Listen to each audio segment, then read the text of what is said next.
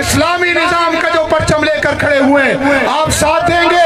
میں انہی الفاظ کے ساتھ نشان حریت، استعارہ حریت، کشمیریوں کے ترجمان مولانا فضل الرحمان کو دعوت خطاب دیتا ہوں کہ وہ تشریف لائیں اور پہاڑوں کے بیٹوں سے مخاطب ہو، فطرت کے مقاصد کی کرتا ہے نگہبانی، بندہ صحرائی یا مرد کوہستانی۔ میں کہنا چاہتا ہوں بندہ صحرائی آج مرد کوہستانی سے مخاطب ہو۔ نعرہ تکبیر! کشمیریوں کے ترجمان مولانا فضل الرحمان میری عظیمت کو، مولانا فضل الرحمان میری جرات کو، مولانا فضل الرحمان میری بصیرت کو، اسلام پاکستان! نحمده ونستعينه ونستغفره ونؤمن به ونتوكل عليه ونعوذ بالله من شرور أنفسنا ومن سيئات أعمالنا من يهده الله فلا مضل له ومن يضلله فلا هادي له ونشهد أن لا إله إلا الله وحده لا شريك له ونشهد أن سيدنا وسندنا ومولانا محمدا عبده ورسوله أرسله بالحق بشيرا ونذيرا وداعيا إلى الله بإذنه وسراجا منيرا أما بعد فأعوذ بالله من الشيطان الرجيم بسم الله الرحمن الرحيم يا أيها الذين آمنوا إن تطيعوا الذين كفروا يردوكم على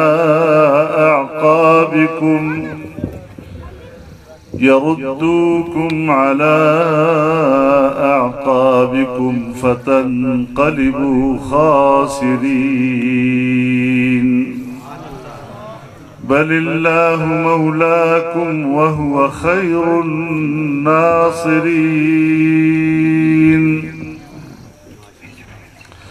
سنلقي في قلوب الذين كفروا الرعب بما أشركوا بالله صدق الله العظيم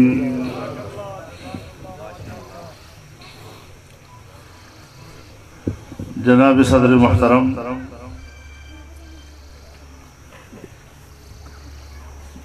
ہمارے نہایت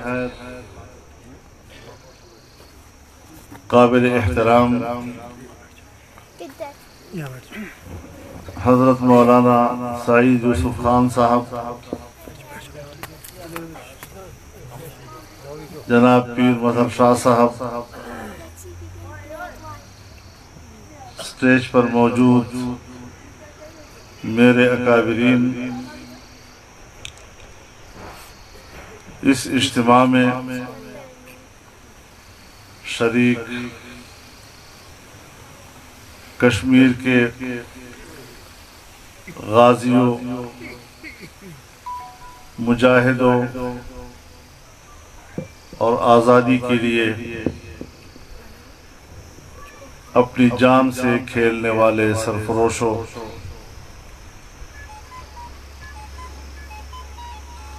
آپ حضرات نے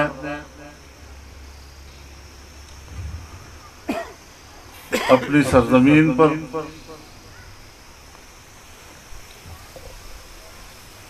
اور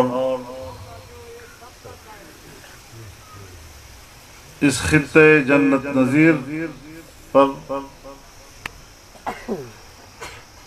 ہمیں جس خلوص اور محبت کے ساتھ خوش آمدید کہا ہے، ہر جگہ پر آپ نے جس طرح ہمارا استقبال کیا ہے، میں دل کی گہرائیوں سے آپ کی اس محبت، آپ کے خلوص اور آپ کے ولولے اور جذبے کی قدر کرتا ہوں۔ اللہ تعالی آپ کی اس محبت اور اس خلوص کو قبول فرمائے اور اسے ہم سب کی مغفرت اور اللہ اپنی رضا کا سبب اور ذریعہ بنا دے۔ میرے محترم دوستو،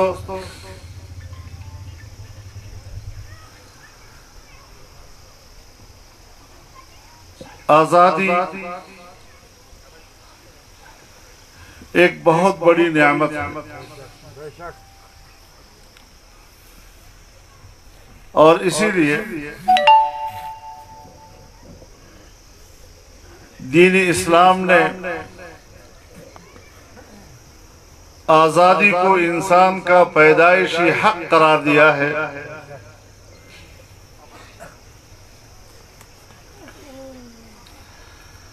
لیکن آزادی کا مفہوم کیا ہے؟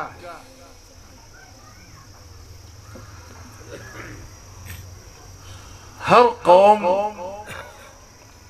چاہے وہ مسلمان ہو یا غیر مسلم، آزادی کی بات کرتا ہے، آزادی کا حق مانگتا ہے، آزادی کے لیے میدان میں نکلتا ہے اور قربانیاں دیتا ہے۔ مجھے دوسرے لوگوں سے غرض نہیں۔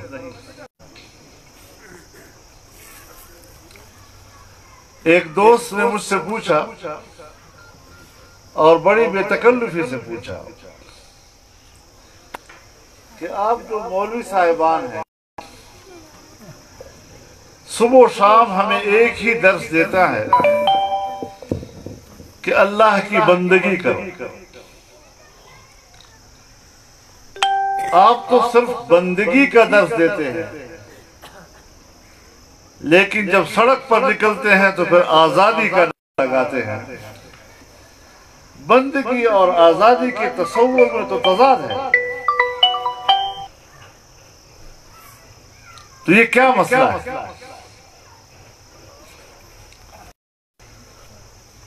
تو میں نے اس کو کہا کہ آزادی کے مفہوم کو سمجھنے کے لیے ذرا آپ اپنے خاندانی ماحول میں آ جائیے۔ ہمارے گھر کے اندر اور ہمارے خاندان میں ہمارا باپ ایک ہوتا ہے،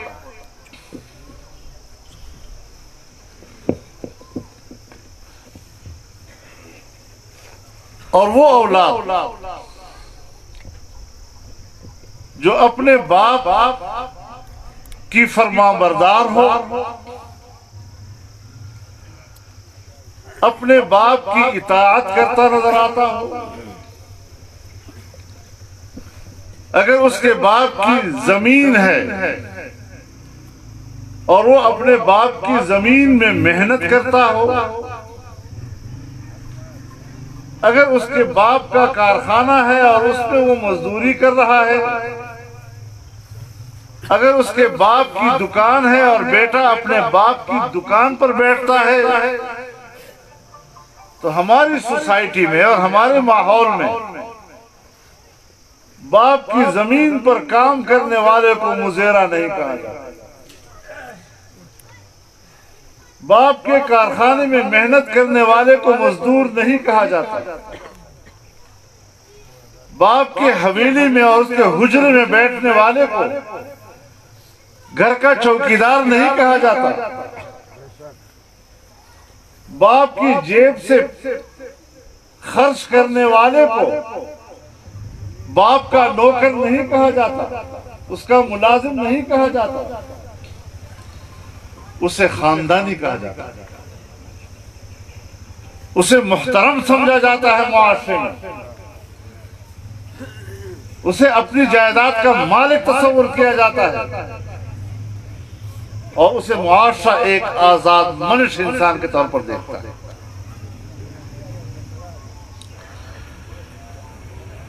جس طرح گھر میں باپ ایک ہے، اس طرح کائنات کا خالق ایک ہے۔ اب جو قوم اللہ پر ایمان لائے، اللہ کے دین پر ایمان لائے، اللہ کی اور صرف اللہ کی عبادت کرتی ہوئی نظر آئے تو اسے بھی غلام نہیں کہا جاتا۔ ایک اللہ کی بندگی کرنے والا اور اسی کو عبادت اور اطاعت کا مستحق سمجھنے والا اگر دنیا میں کوئی ایسی قوم رہتی ہے، یہی اس کی آزادی کی علامت ہے۔ اور جس طرح ہم گھر میں بعض دفعہ مجبور ہو کر معاشی تنگی کی وجہ سے کسی کی زمین پہ جا کے مزدوری کرتے ہیں، کسی کی دکان پہ جا کے بیٹھتے ہیں، کسی کے کارخانے میں مزدوری کرتے ہیں، تو ہمیں مزیرہ بھی کہا جاتا ہے، ہمیں مزدور بھی کہا جاتا ہے، اور ہمیں نوکر بھی کہا جاتا ہے۔ اس طرح اپنے رب کو چھوڑ کر دوسری قوموں کی اطاعت کرنا اور ان کے سامنے سر جھکانا، یہ بھی غلامی کی علامت ہے۔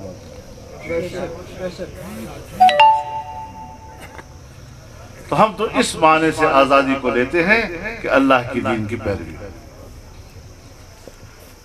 اگر میرے ملک میں اللہ کا دین نہیں ہے اور میری مملکتی زندگی، حکومتی زندگی، قومی زندگی، ملی زندگی وہ اللہ کے قانون کے تابع نہیں ہے، تو ہر چنگ کہ میں مسلمان ہوں لیکن میں اپنے آپ کو ایک آزاد شہری نہیں کہہ سکتا۔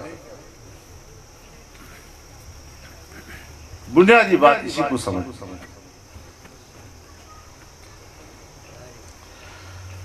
ہم نے پاکستان حاصل کیا،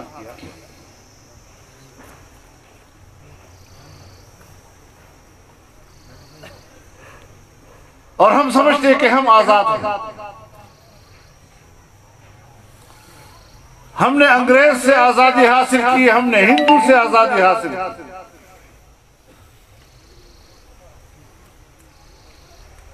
تین اسباب اس کے بیان کیے جاتے ہیں۔ کچھ لوگوں کا نظریہ یہ ہے کہ ہم نے اپنا وطن حاصل کیا اسلام کے لیے، کچھ لوگوں کی رائے یہ ہے کہ ہم نے وطن حاصل کیا معاشی آزادی کے لیے، اور کچھ لوگوں کی رائے یہ ہے کہ ہم نے وطن حاصل کیا جمہوریت کے لیے۔ ہم نے اپنے فیصلے خود کرنے، ہم نے کسی کی بالادستی کو نہیں مانی۔ آج ہمارے 72 سال بھی، تو کیا وجہ ہے کہ اسلام کی بات کرنے والے اور اسلام کو آزادی کا مقصد سمجھنے والے وہ بھی کہتے ہیں کہ اب تک اسلام کیوں نہیں آیا، اور آزادی کے باوجود ہمارے پاس اسلام کیوں نہیں؟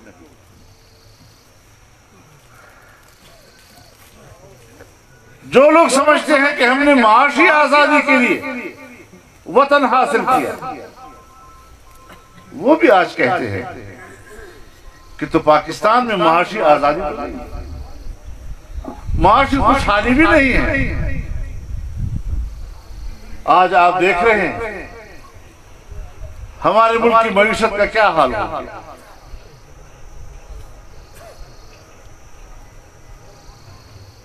ہمارے ملک کی مجموعی پیداوار کی سالانہ ترقی صفر سے نیچے آ گئی، صفر سے نیچے۔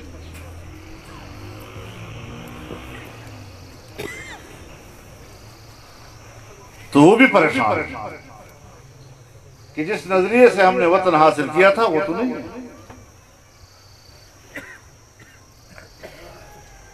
اور وہ ہندوستان جس کے جبر سے ہم آزاد ہونا چاہتے تھے آج ان کی معیشت آسمان سے باتیں کرتی ہے اور ہماری معیشت میں کیا ہے؟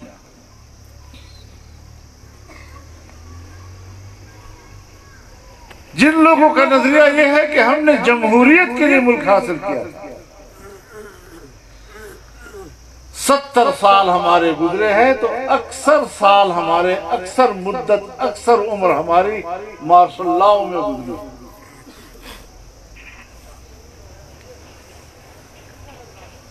اور ہمارے ہاں آج بھی اگر حکومت ہے تو آج بھی مارشل لاء کا چربہ ہے، جمہوریت نہیں ہے.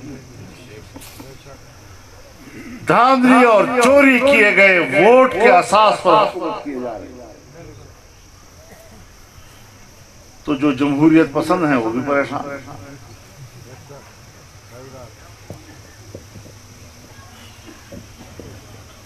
اب ان سوالوں کا ہم نے حل کیسے تلاش کرنا ہے؟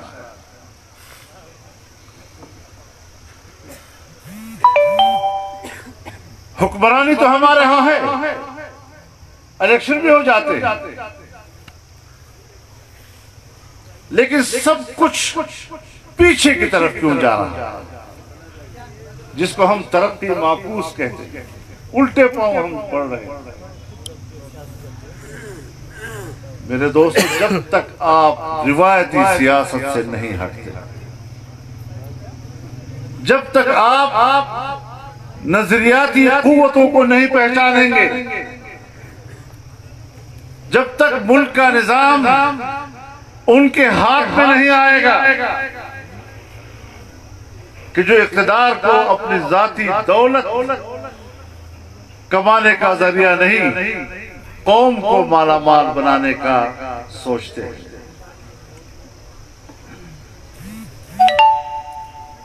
اس وقت تک خوشحالی نہیں آ سکتی.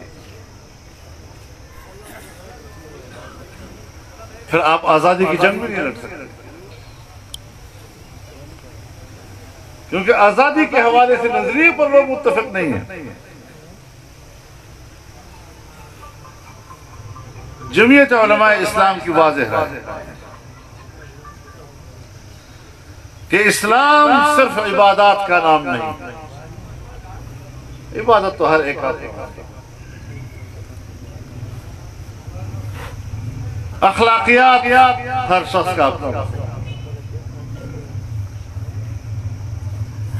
لیکن خوشحال معیشت اور امن و امان یہ دونوں مملکت کی ضرورت ہے اور دونوں قومی زندگی کی ضرورت ہے.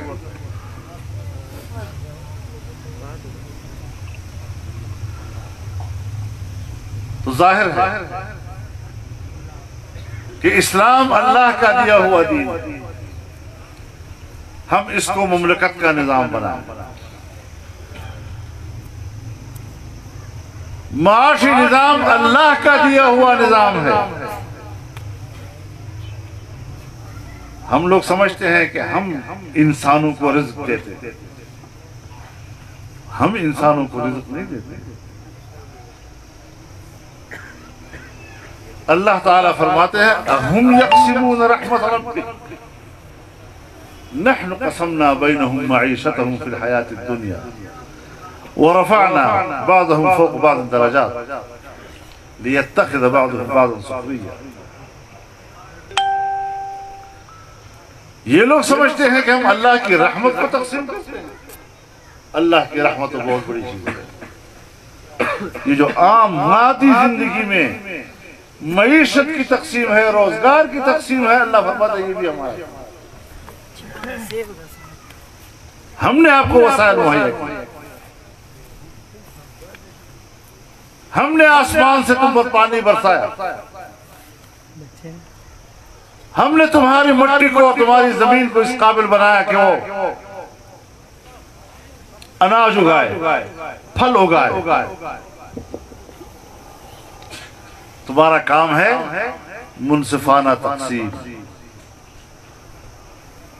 اب اس منصفانہ تقسیم میں کچھ لوگ دولت کے مالک ہوتے ہیں، محنت کے محتاج ہوتے ہیں، اور کچھ لوگ محنت کے مالک ہوتے ہیں، دولت کے محتاج ہوتے ہیں. ایک کے پاس دولت ہے، محنت کی طاقت ہے، ایک کے پاس محنت کی طاقت ہے، اس کے پاس پیسہ نہیں۔ آئیے ان دونوں کے درمیان ایک دوسرے کو مسخر کرتے لیتخذ بعضهم بعضا سخریا، تجارت کریں، کاروبار کریں، منافع کی تقسیم کریں، آپس میں ایک دوسرے کے ساتھ انصاف کریں، ایک دوسرے کا حق ادا کریں۔ اسی لیے تو ہم یورپ سے کہتے ہیں نا کہ تمہارے پاس ٹیکنالوجی ہے، ہمارے پاس ٹیکنالوجی ہے، تمہارے پاس وسائل کی کمی ہے، ہمارے پاس وسائل کی فراوانی ہے، ہمارے ان پہاڑوں میں اس خطے میں سب کچھ ہے، معدنیات بھی ہے، جنگلات بھی ہے، پانی بھی ہے، زراعت بھی ہے، لیکن ٹیکنالوجی نہیں۔ آؤ تم ہمیں ٹیکنالوجی دو، ہم تمہیں وسائل دیں، اور پھر منافع کو تقسیم کریں، آپ بھی فائدہ اٹھائیں، ہم بھی فائدہ اٹھائیں گے۔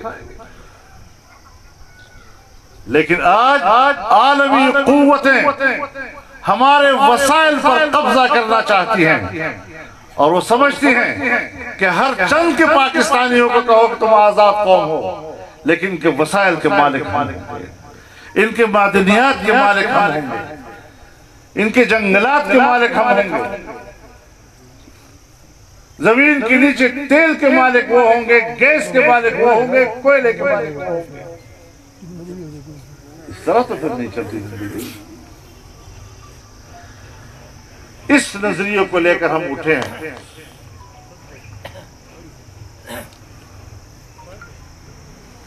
اور الحمدللہ آج عام آدمی نے اس منشور پر اعتماد کیا ہے، اس نظریے پر اعتماد کیا ہے۔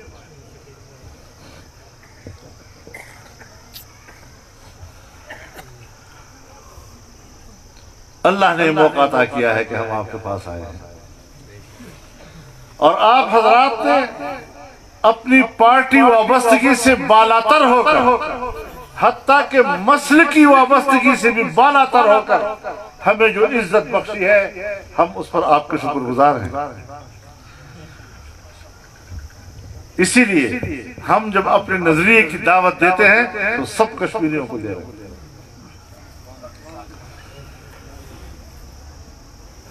آپ نے ہمیں عزت دی، ہم نے آپ کو وہ راستہ دکھایا کہ جس راستے سے ہماری مستقبل کی ترقی، مستقبل کی آزادی، مستقبل کی خوشحالی اور مستقبل کا عزت و وقار وابستہ ہے۔ انشاءاللہ اسی راستے پہ جائیں گے۔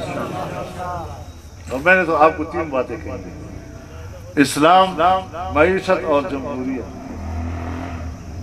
آج کے اس نئے دور میں، تبدیلیوں کے دور میں،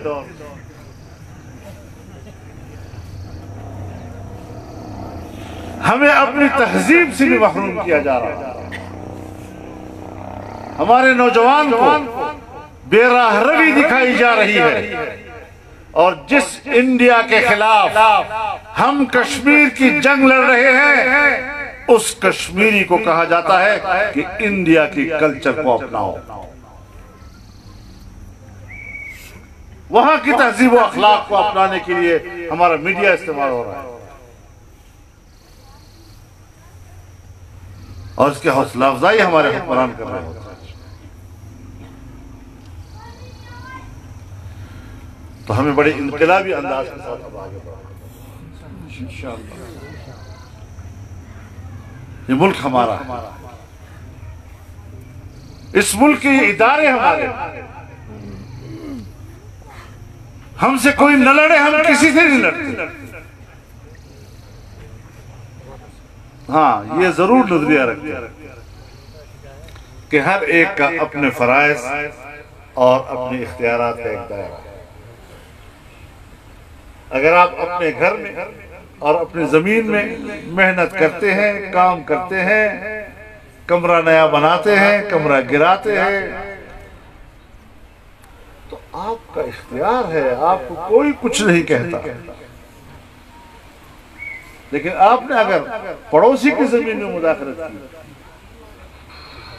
پڑوسی کے گھر کا کمرہ گرا دیا اور اسے آپ 1000 کہیں کہ میں آپ کے گھر کا کمرہ نیا بنا کے دے رہا ہوں آپ کو، ہر چند کے آپ اس کو کہیں کہ میں آپ کو اس سے اچھا کمرہ بنا کر دے رہا ہوں، وہ آپ سے کہتے ہیں آپ ہوتے کون میرے گھر میں؟ اپنے حویلی کے اندر تمہارے اختیار کو تسلیم نہیں کرے گا۔ اپنی زمین میں آپ 1000 کہیں کہ بابا اپنے زمین میں ہل چلا رہا ہوں، اس میں دانہ ڈال رہا ہوں، آپ کی زمین میں بھی میں ہل چلا رہا ہوں، آپ کی زمین میں دانہ ڈال رہا ہوں، آپ کیوں خفا ہو رہے ہیں؟ وہ آپ سے کہا ہوتے کون میری زمین میں غصے والے؟ اسی طریقے سے ہم ملک میں تمام اداروں سے کہنا چاہتے ہیں،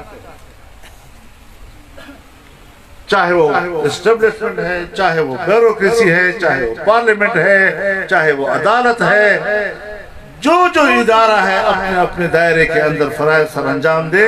ہمارے سماج جھگڑا اس وقت پیدا ہوتا ہے جب ہم دوسرے کے ادارے میں جا کر مداخلت کرتے ہیں۔ مجھ سے تو کسی سیاسی جماعت کے حوالے سے بھی کہا جاتا ہے کہ اس سیاسی جماعت میں یہ ہو رہا ہے، یہ ہو رہا ہے، اس نے یہ کہہ دیا، اس نے یہ کہہ دیا، تو میں اس کے جواب میں بھی کہتا ہوں یہ ان کا داخلہ نہ کسی دوسری پارٹی کی معاملات میں، تب جا کر ہم ایک صحیح معنوں میں ایک مضبوط و مستحکم ملک بنا سکتے ہیں۔ اس کے لیے جائز نظام ہونا چاہیے۔ اگر جمہوریت ہے اور ہر شخص کا اپنا ووٹ ہے، یہ نہ ہو کہ جس بکسے میں میں ووٹ ڈال رہا ہوں وہ بکسا اور جس بکسے سے ووٹ گنا جا رہا ہے وہ بکسا یہ نہیں ہونا چاہیے۔ یہ ہوگا تو ہنگامہ ہوگا۔ اس بنیاد پر حکمران آئے گا تو میں آپ 1000 اس کی حفاظت کریں، میں اس کو ڈمی حکمران کروں۔ نعرہ تکبیر! قائد جمعیت تیری عظمت کو، قائد جمعیت تیری بصیرت کو، قائد جمعیت تیری سیاست کو۔ اصول پر کوئی سودا نہیں ہو سکتا۔ ہاں، ہم تدریجی اصلاحات کے نظریے پہ کام کر رہے ہیں۔ ہم بندوق کی سیاست میں بات نہیں کر رہے ہیں، ہم جبر کی بنیاد پر بات نہیں کر رہے۔ ہمارا اسلوب دعوت کا ہے اور ہمارا اصول جمہوری اصول ہے جو ہمیں آئین ہے۔ یہ آئین ہمارے درمیان معاہد ہے۔ آپ کے کشمیر میں بھی ایک آئین ہے، پوری قوم پابند ہے اس کی۔ پاکستان میں بھی ایک آئین ہے، پوری قوم پابند ہے اس پر عمل درآمد کی۔ ہم نے اس آئین کو تسلیم کیا۔ ہاں، جہاں ہمیں اختلاف ہے اور ہم چاہتے ہیں کہ تبدیل ہو، اس کے لیے بھی پارلیمنٹ قانون ساز ادارے موجود ہیں، لیکن پارلیمنٹ تو ہونا۔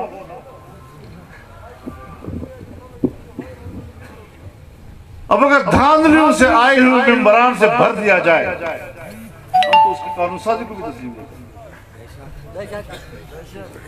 تم ہوتے کون ہو قانون سازی کرتے؟ تم ہوتے کون ہو آئین میں ترمیم کرتے ہو؟ ہم تو ان کو یہ بھی حق نہیں دیتے کہ وہ پاکستانی عوام کے فیصلے بین الاقوامی معاہدات کے تحت کریں۔ جتنے بھی بین الاقوامی معاہدات ہیں ہم واضح طور پر کہتے ہیں کہ اگر ہماری حکومت کراتی ہے ہم ان معاہدات کے پابند نہیں ہوں گے۔ کینٹین بار ہی ہے،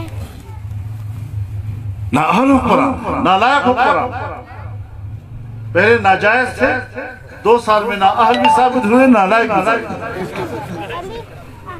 کچھ کھا کے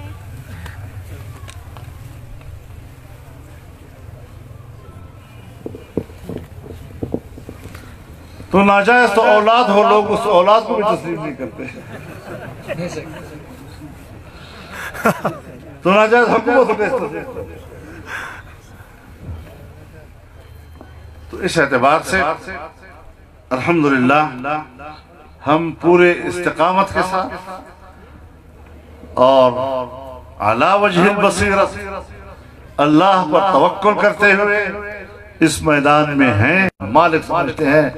کوئی مائی کا لال مت سوچے کہ وہ کسی خیر کا مالک ہے یا کسی شر کا مالک ہے یا کسی طاقت کا مالک ہے اور طاقت سے ہمیں مروب کر دے گا۔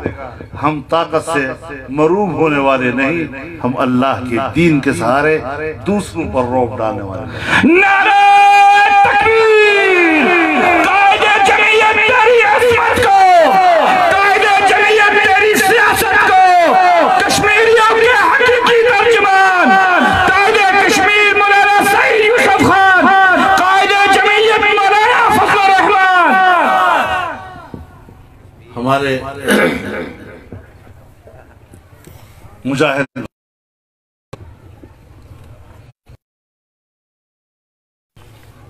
آج یہاں میزبانی کی ہے، میں اس کے لیے شکر گزار ہوں۔ اور جیسے مولانا سید یوسف خان صاحب آج کہہ رہے تھے کہ ہم تو آنے والے الیکشن میں بھی چاہتے ہیں کے ساتھ میدان میں آنا ہے، اور آپ سے امید رکھتا ہوں کہ آپ کی آج کی یہ عزت جو آپ نے ہمیں دی ہے یہ صرف آج کے لیے نہیں ہوگی، آنے والے مستقبل میں بھی آپ کی ان روایات کو تسلسل ملے گا، اس رویے کو تسلسل ملے گا، اور اللہ تعالیٰ اپنی رضا کے لیے ہم سب کو قبول فرمائے۔ وآخر دعوانا الحمدللہ رب العالمین۔